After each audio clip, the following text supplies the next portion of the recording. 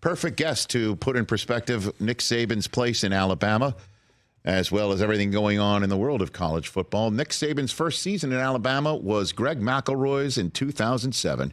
And Greg McElroy, who fresh off of calling Washington and Texas for ESPN in another college football season of expert analysis in the booth here on the Rich Eisen Show. How are you, Greg? Rich, it's a pleasure, man. It's a pleasure. I always assumed you were a Northwestern guy, though, since that's where you got your master's. Yep. So I figured wherever you were most recently is your alma mater. So to see you cross over to Jets/Michigan was convenient under the circumstances. No, that's one way. That's a nice hot take to start it off, Greg. So are you saying like Joe Namath is one of the great all-time Los Angeles Rams? Is that what you're saying? No, I'm not even crazy enough to go that far, buddy. How far you're willing to take your theory, But I am a proud Northwestern Joe Montana, alum. A great chief. Yeah, that's right. Let's not forget. Let's not forget. So your thoughts on when you heard Nick Saban was retiring yesterday was what, Greg? It's been a little bit, Rich, like a grieving process, frankly. I mean, it shouldn't be. We should be celebratory. That was my initial reaction is, man, don't cry because it's over, smile because it happened, right? So cheesy, but at the same time, I was kind of the way I was trying to approach it. But it's just a huge loss for the sport.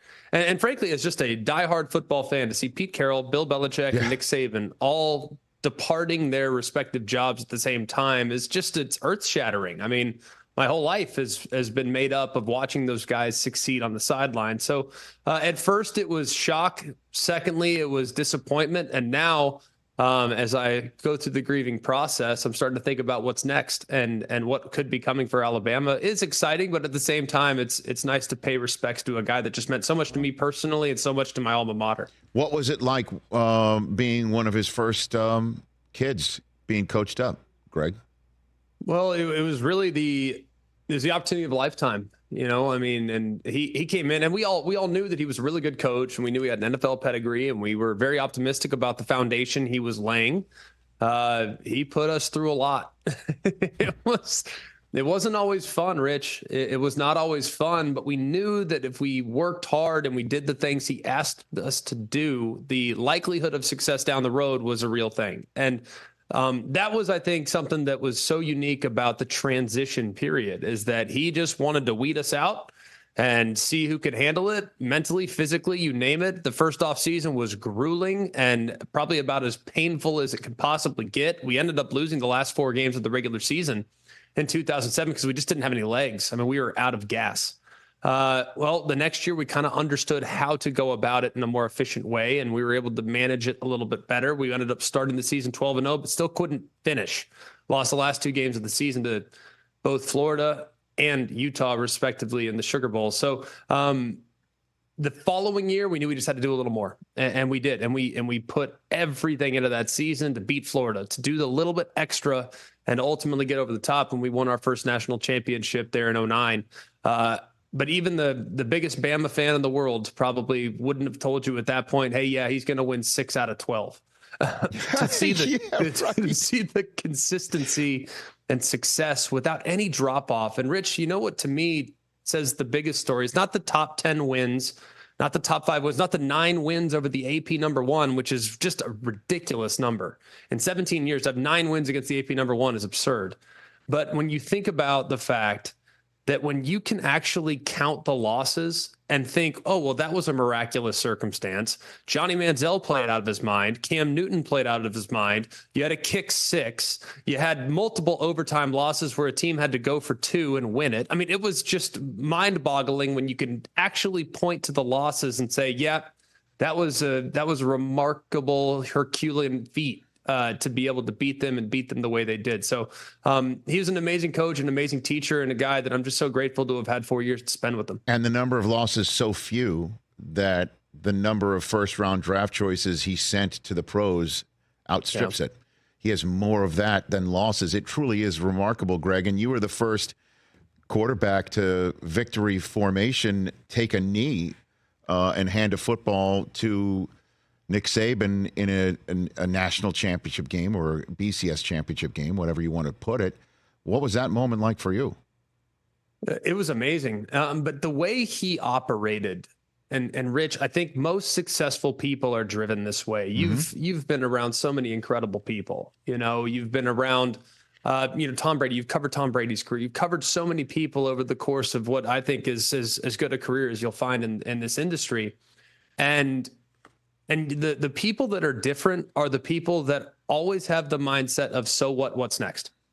It's like, all right, here's the Gatorade bath, coach. Here's the game ball. Yeah, but we got to get on the ground recruiting tomorrow. And he was just wired that way. I mean, Tom Brady, I think, was wired that way to an extent. It's like, yeah, winning 3 out of 4 was great, but you know what? We really should win 4 out of 5. And I think that's the way he has kind of been able to recharge on an annual basis. And that's why this kind of takes everyone aback a bit, because you just felt like the only thing that would fulfill him personally and professionally is continuing to coach. But I think he recognized that as the game changed beneath his feet, the time that it would take for him to coach the way he wants to coach is no longer doable at 72 years of age. That's what I was going to ask you, Greg, is like, why now? Why do you think now? Is it the NIL, the portal? I mean, there's no rules, and he looks around and he doesn't see anybody that's going to actually lead on that front to come up with the guardrails that could allow a full, straight up competition to be on the same level for everyone. Is that what it is? No, I don't think. I think if you held his feet to the fire, he would probably say that might have accelerated the decision process, perhaps. I think the guardrails is something he's been clamoring for. I think that having rules and regulations that everyone would adhere to, applying maybe an NFL style to the college game with salary cap and management and roster management, all those things would be beneficial to the sport. But I really think that, and he said it to some of his inner circle, that it really came down to recovery for him. I mean, he's going to work 14-hour days. He arrives at the facility at 7:00 a.m. every day. Today, even the first day of his retirement, he arrived at 7:16 a.m. Central Time, which to me, that's him. That's him. He's going to attack the day and ease in the transition. But I think a guy that's going to work 14-hour days, for a 72-year-old, it's a lot more difficult to recover and give the same level of effort and intensity to the next day's preparation at 72. So I think it was more just the hours and not being able to give the same level that he has given for so many years. He only knows how to do it a certain way, and he can no longer do that. So while I do think that the NIL might have accelerated things, I don't think that was solely the reason why he decided to step away. Greg McElroy, former Alabama quarterback, now from ESPN, right here on the Rich Eisen Show. Let's talk about the what next, starting with Saban. What do you think? Is he going to start working at your 4-letter network? What do you think, Greg? Is he going to go in the media? Is he going to go with Miss Terry and go travel the world? What do you think? Well, he did go to Italy last summer and got a taste of it, and did not look real happy in those pictures. So I don't. Well, if you're not happy in Italy, then there's, maybe you should retire. Just like really start focusing and buckle down on being happy. Well, I think he ate a shaved turkey salad every day for lunch, and that was just the first of many courses at those Italian lunches. Okay. So I think it's fast. I mean, the guy is remarkably successful in everything he touches, whether it's his real estate. He owns Mercedes-Benz dealerships. He's very, very involved in multiple lucrative opportunities. I mean, he's a conglomerate in his own right. So he'll be very successful in whatever he pursues. If he does go on TV, I think he'd be terrific. As you know, I mean, the efficiency of the TV world is probably not something that it will take him time to, get used to. But I also think too, there could be things on the horizon where he could become a commissioner of sorts, where he could be very, very instrumental in what the next version of college football might look like, assuming realignment continues and assuming we kind of morph more into a model that has 50, 60 teams. And it's all kind of under one umbrella. I mean, there's a lot of speculation about us moving in that direction as a sport. And I can't think of anyone that would be more qualified to assist in that movement and help put in place some things that would be beneficial to not just the schools, but to the student athletes as well. Really? So, because I'm looking for a hero.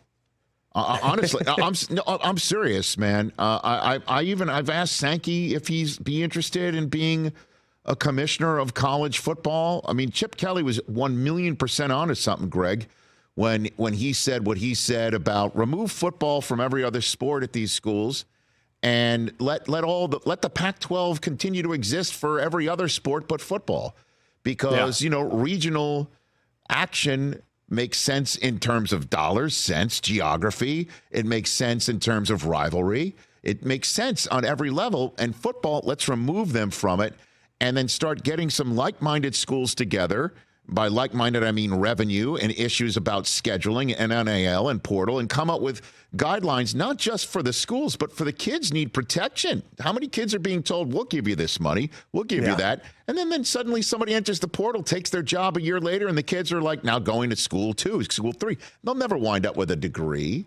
So, somebody's got to step in. Are you saying Saban could be that guy? And for what organization?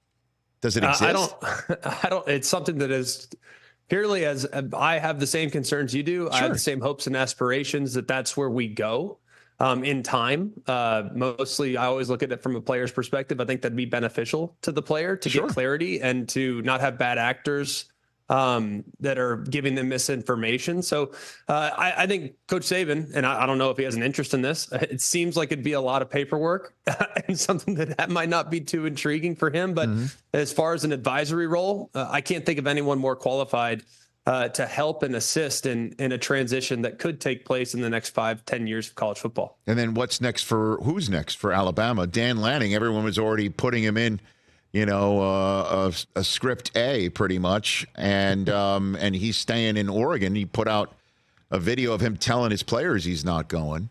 Oh, what do you think?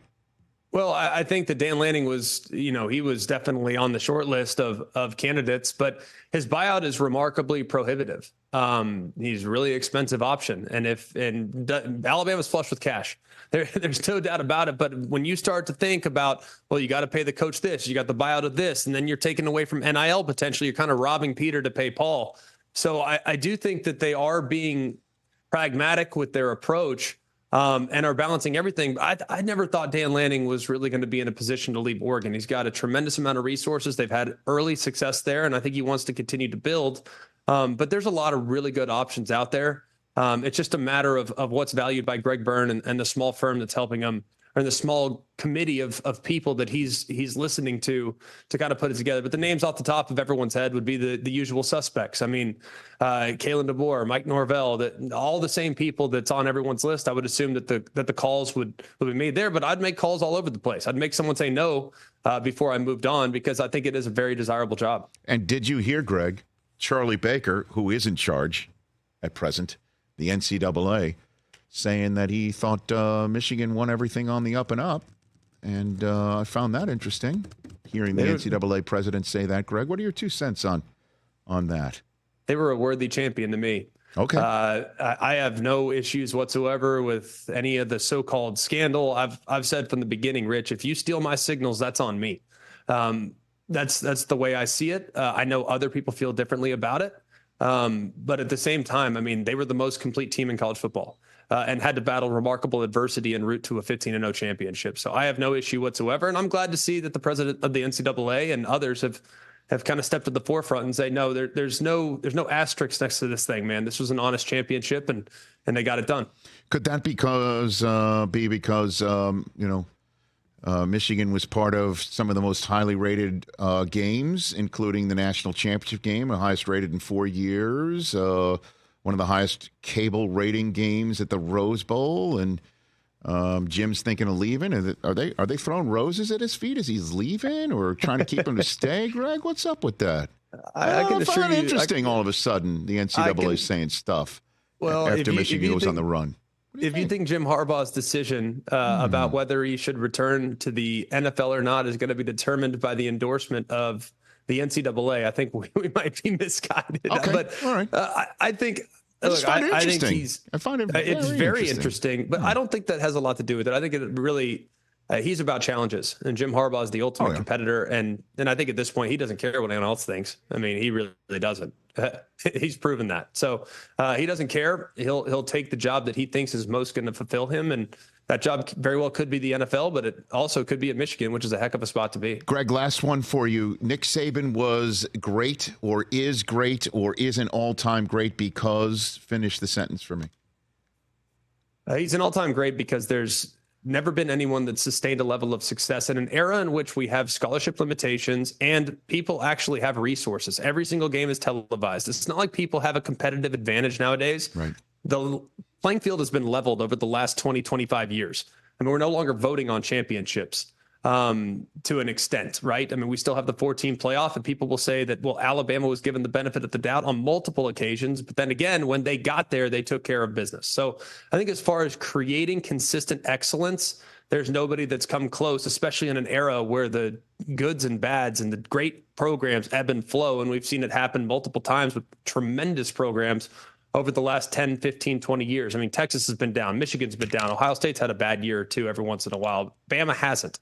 And I think that's a really difficult thing to do, to continue to create that edge the way Nick Saban did over the last 17 seasons. Always College Football with Greg McElroy is the name of a podcast that he is hosting. And, Greg, I appreciate you joining us on this momentous day. And I as you pointed out earlier, emotional day for you and everyone in Crimson Tide in the Alabama family. So I appreciate the time, Greg. Appreciate it. Appreciate you, Rich. Thanks so much for having me. It's an honor. Right back at, thank you. Right back at you. That's Greg McElroy, at Greg McElroy on the old X machine right here. Catch the Rich Eisen Show every single day on the Roku channel, 12 to 3 Eastern, for free.